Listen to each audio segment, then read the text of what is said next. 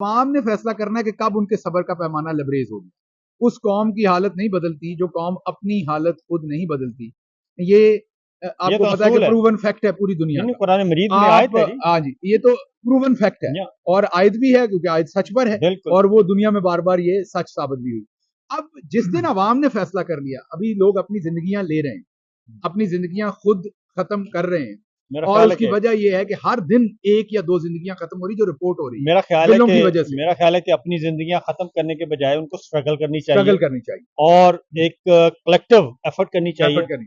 باہر نکلنا ہوگا, اس کے لیے قربانی بھی دینے کے لیے تیار ہونا پڑے گا, جیسے بنگالیوں نے. اگر ہر شہری اگر اپنے گھر کے باہر دروازے کے سامنے کھڑا ہو جائے, اتنا ہی کافی ہے.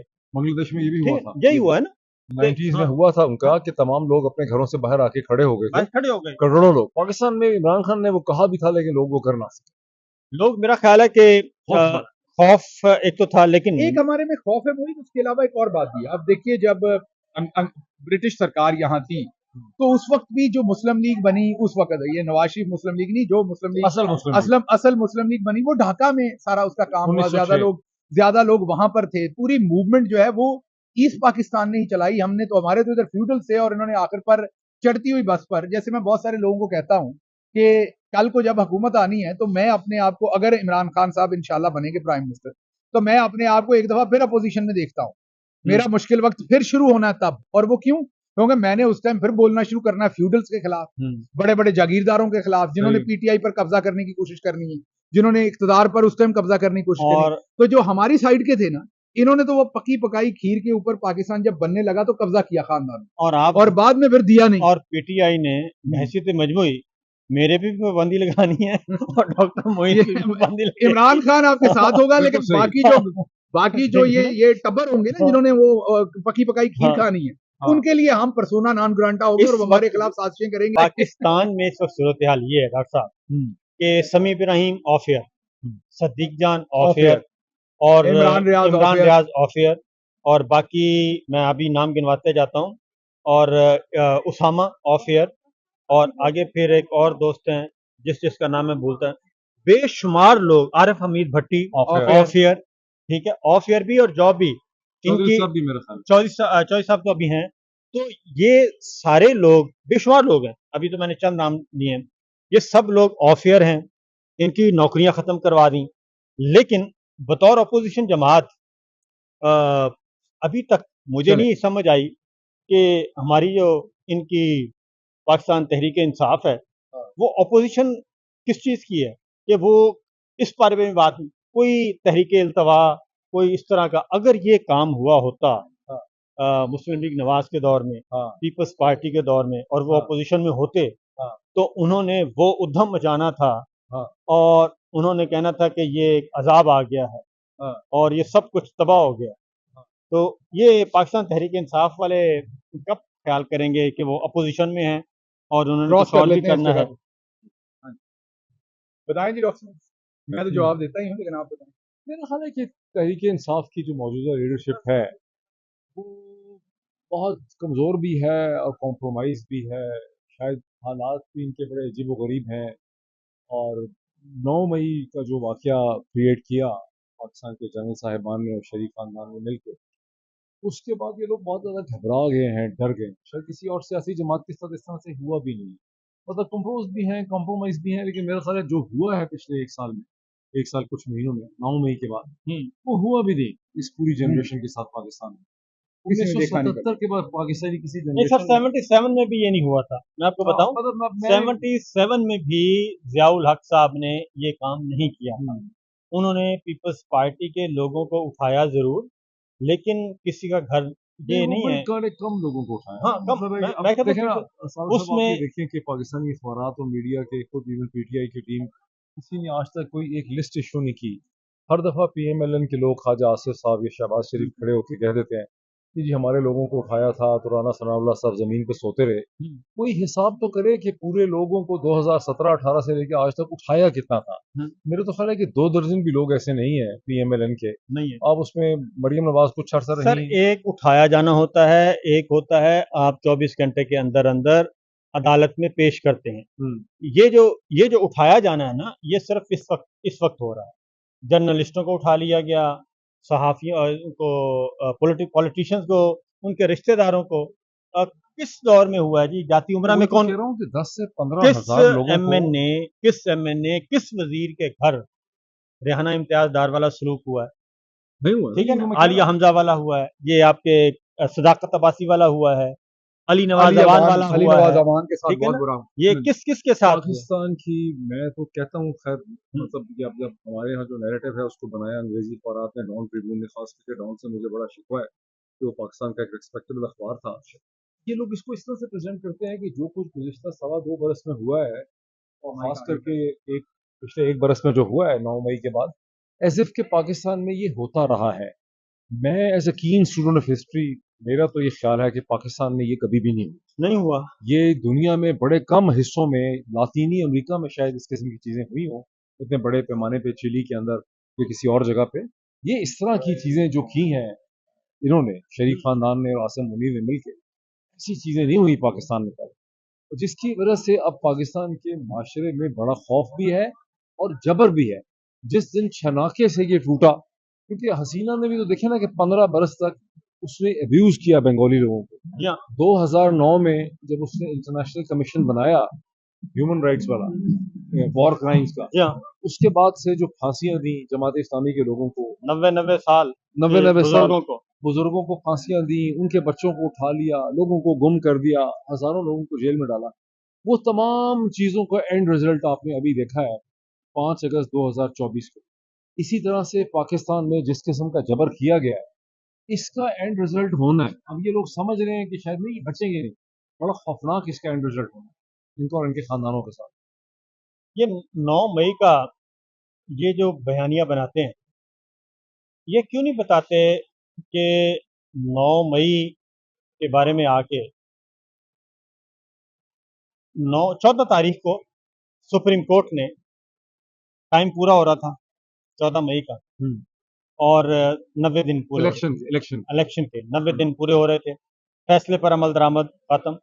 14 مئی کو سپریم کورٹ نے اگلی کاروائی شروع کرنی تھی. بالکل صحیح، کوئی بات ہی نہیں کرتا اس کی، اس پہ کوئی بات نہیں کرتا. جب یہ 9 مئی ہو گیا نا، تو میں ان چند لوگوں میں ہوں، اعتزاز احسن ان لوگوں میں ہے، اور لوگوں میں 48 گھنٹے کے اندر میں نے جب اس کا انالیسس کیا تو مجھے صاف نظر آنے لگا کہ 9 مئی بنیادی طور پر ایک اسکرپٹڈ چیز تھی، جس کے 2-3 مقاصد تھے.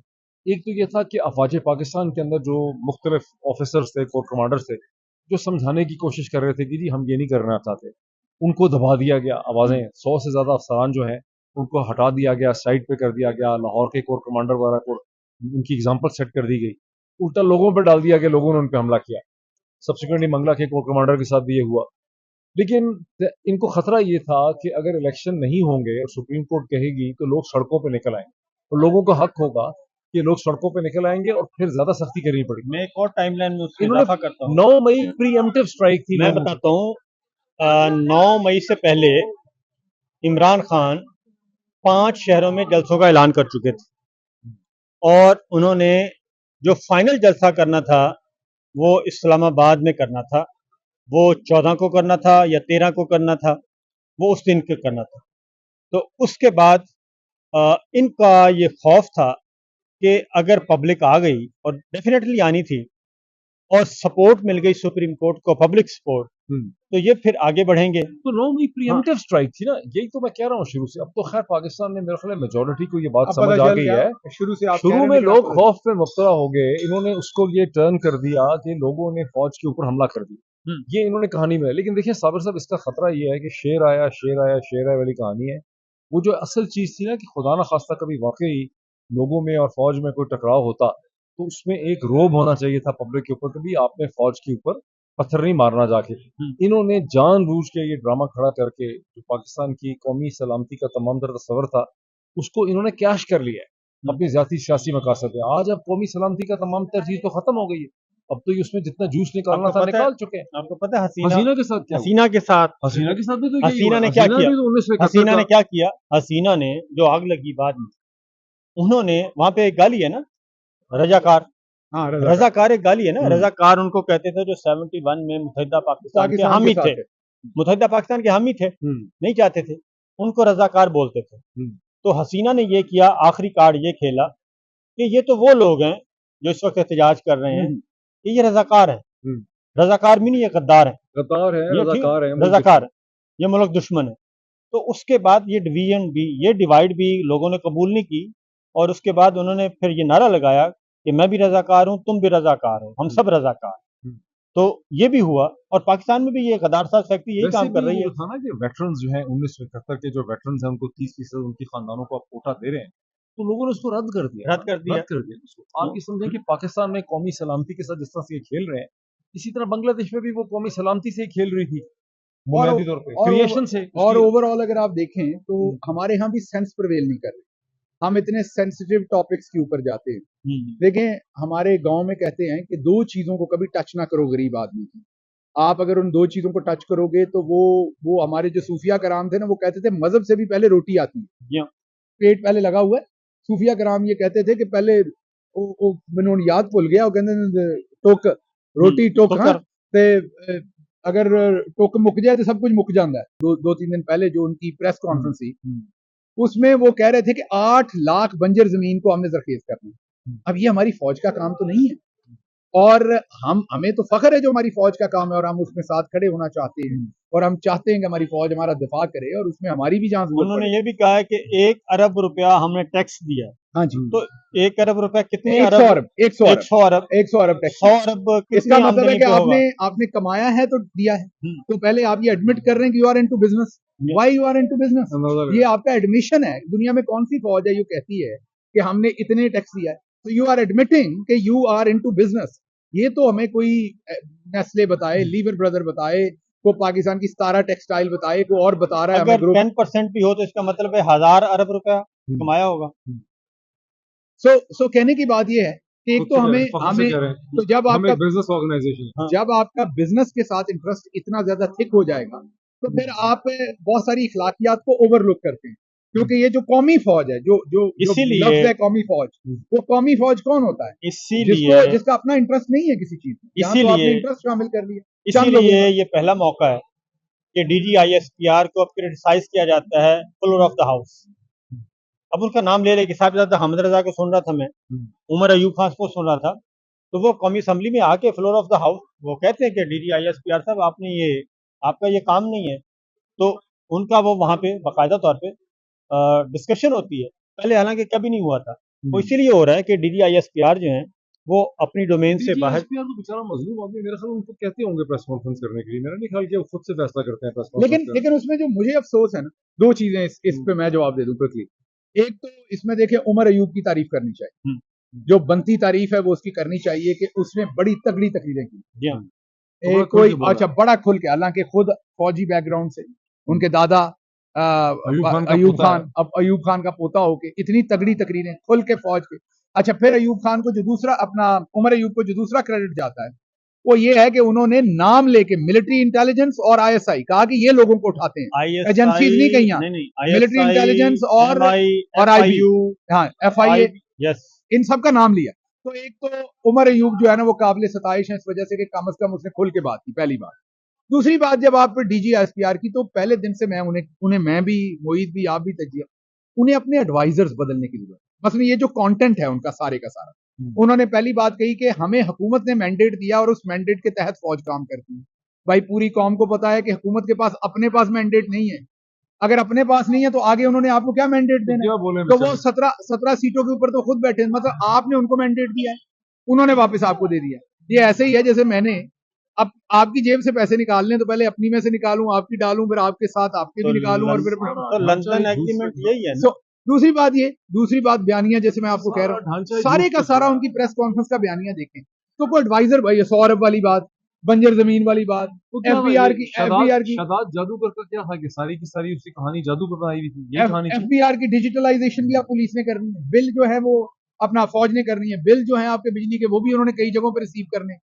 आप तो फौज को खुद मुश्किल चीजों में डाल रहे हैं जहां कंट्रोवर्सी हो। अब देखिए बांग्लादेश की फौज कितनी समझदार थी, भले वो उसका रिश्तेदार था हसीना का, but he saved an institution, उसने अपने इंस्टीट्यूशन को बचाया।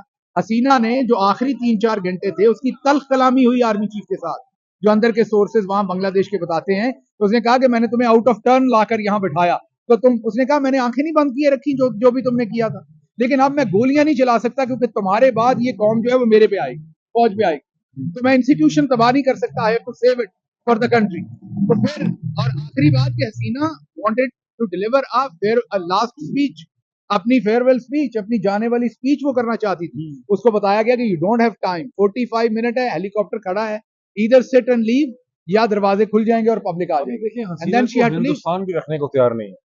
हसीना को हिंदुस्तान में पढ़ रहा था इंडियन पेपर्स में, इंडियन गवर्नमेंट भी हसीना को हिंदुस्तान में रखने को तैयार नहीं। सर वहाँ के पूरी की पूरी बंगला कौम है जो वो देखे अवाम के साथ कौन जाता है। रजा शाह पहलवी का क्या हुआ था, वही हुआ था, होस्नी मुबारक का क्या हुआ था। तो ये इसी तरह ही होस्नी को तो फिर बचा लिया उसके बाद जर्नलों ने, लेकिन रजा का यही था कि दुनिया का कोई मुल्क उसको रखना नहीं चाहता। और यही कुछ होगा तो मेरा ख्याल है कि तवक्को करनी चाहिए। मेरे ख्याल में चीजें वहां तक पहुंच चुकी हैं और इट ऑल डिपेंड्स के लोगों का सब्र का पैमाना कितनी देर में छलकता है। मेरी इत्तला के मुताबिक तो समझाने वाले समझा भी चुके हैं कि बहुत हो गया, काफी है, छोड़ दें।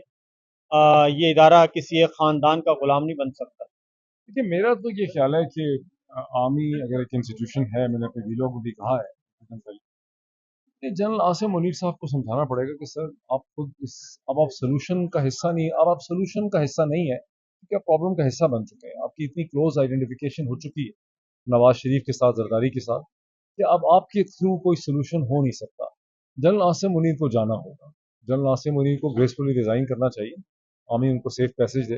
Pakistan army needs new chief. दो रास्ते हैं, मैं जरा थोड़ा सा एक कदम पीछे, या तो वो न्यूट्रल हो जाएं, फिर लोग आपको कहते हैं आप कंप्रोमाइज हैं, आप एक कदम पीछे हो जाते, आगे हो जाए। आप आसिम मुनीर साहब के ऊपर कोई फतवा लगा दें, आगे होके खेल। मतलब नहीं, ये मैं जान के उन्हें छेड़ रहा हूँ कि यहाँ पर जर्नलिस्ट होता है ना, हर जर्नलिस्ट का एक ओपिनियन होता है, जर्नलिस्ट का एक अंदाज होता है। मैं कहता हूँ साबिर साहब का अंदाज और है, मैं कहता हूँ, मैं और बात कर रहा हूँ, आपकी स्टेटमेंट नहीं, वो मैं मजाक उन्हें कर रहा था।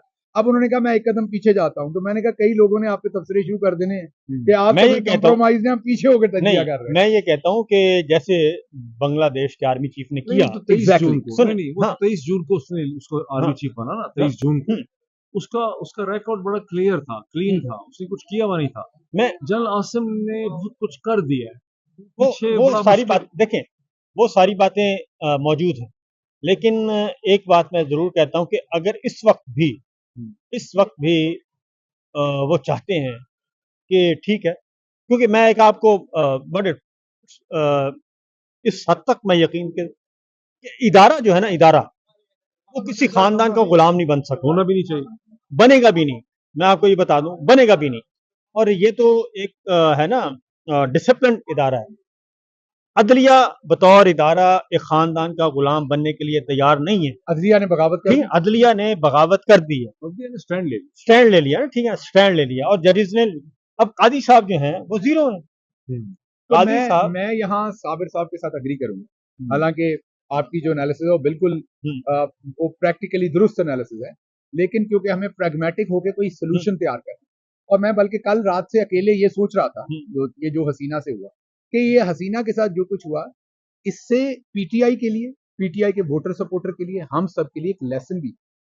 और वो लेसन क्या है कि हसीना के बाप के साथ ज्यादती हुई थी, हसीना वापस आई, उसने उस बदले की आग में इतनी आगे निकल गई कि उसने उसके अंदर माइंस लगा दी और आखिर खुद ही उसमें जुलस गई। यार वो बाप वाली कहानी से ना बहुत आगे जा चुकी। आई नो, उसको एक्सक्यूज तो उसी को यूज किया ना, फिर अब नफरत में आगे बढ़ते जाते हैं। यार एक्सक्यूज तो देखें, वो पहली दफा प्राइम मिनिस्टर नहीं बनी, वो इससे पहले भी 90s में प्राइम मिनिस्टर बनी थी, 96 से 2001 पहले बनी। बांग्लादेश की एक बंगाली कौम की एक साइकी है, वो है कि वो मौरूसी सियासत, खानदान की वो नहीं है, गुलाम नहीं बन सकता। हमसे फर्क है, हमसे वो फर्क है, ठीक है ना।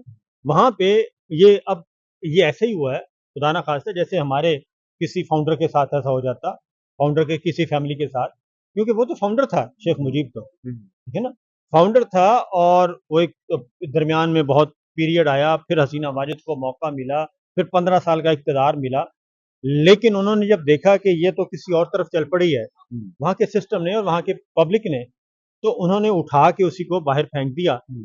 और यही फ़र्क है।